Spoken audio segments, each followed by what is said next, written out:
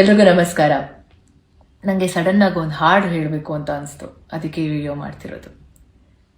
ಎಲ್ಲಾದರೂ ಇರು ಎಂತಾದರೂ ಇರು, ಎಂದೆಂದಿಗೂ ನೀ ಕನ್ನಡದವನಾಗಿರು. ನಾನು ಯಾಕೆ ಈ ಮಾತು ಹೇಳ್ತಿದ್ದೀನಿ, ಯಾಕೆ ಈ ಹಾಡು ಹೇಳ್ತಿದ್ದೀನಿ ಅಂತ ನಿಮ್ಗೆಲ್ರಿಗೂ ಗೊತ್ತಾಗಿದೆ ಅನ್ಸುತ್ತೆ.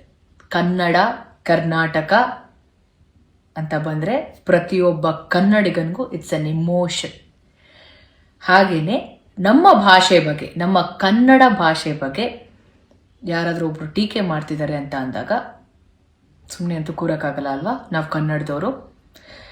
ನಾವು ಕನ್ನಡದವರು ಎಂಥ ವಿಶಾಲ ಹೃದಯದವ್ರು ಅಂದರೆ, ಪ್ರತಿ ಭಾಷೆ ಸಿನಿಮಾನ ನೋಡ್ತೀವಿ, ಪ್ರತಿ ಭಾಷೆ ಸಿನಿಮಾ ಹಾಡುಗಳನ್ನ ಕೇಳ್ತೀವಿ, ಆರ್ಟಿಸ್ಟ್ಗಳನ್ನ ಎಂಕರೇಜ್ ಮಾಡಿ ಸಪೋರ್ಟ್ ಮಾಡ್ತೀವಿ, ಟೆಕ್ನಿಷಿಯನ್ಸ್ನ ಸಪೋರ್ಟ್ ಮಾಡ್ತೀವಿ. ಆದರೆ ನಮ್ಮ ಭಾಷೆ ಬಗ್ಗೆ ಯಾರಾದರೂ ಮಾತಾಡ್ತಿದ್ದಾರೆ ಅಂದಾಗ ಅದಕ್ಕೆ ನಾವ್ಯಾಕೆ ವಾಯ್ಸ್ ರೈಸ್ ಮಾಡಬಾರ್ದು?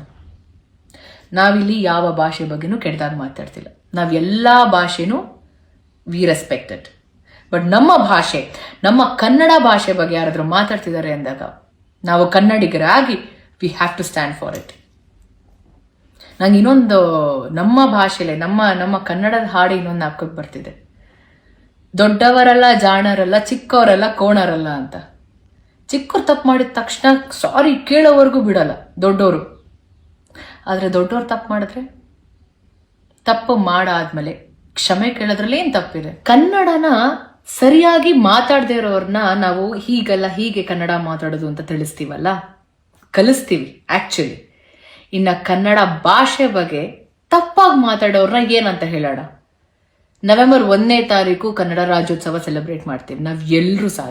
ಪ್ರತಿಯೊಬ್ಬ ಕನ್ನಡಿಗ ಅವರವರ ಸೋಷಿಯಲ್ ಮೀಡಿಯಾ ಪ್ಲಾಟ್ಫಾರ್ಮಲ್ಲಿ ಅವರವರ ಪ್ರೀತಿನ, ಅವರ ಅಭಿಮಾನನ ತುಂಬ ಚೆನ್ನಾಗಿ ವ್ಯಕ್ತಪಡಿಸ್ತೀವಿ.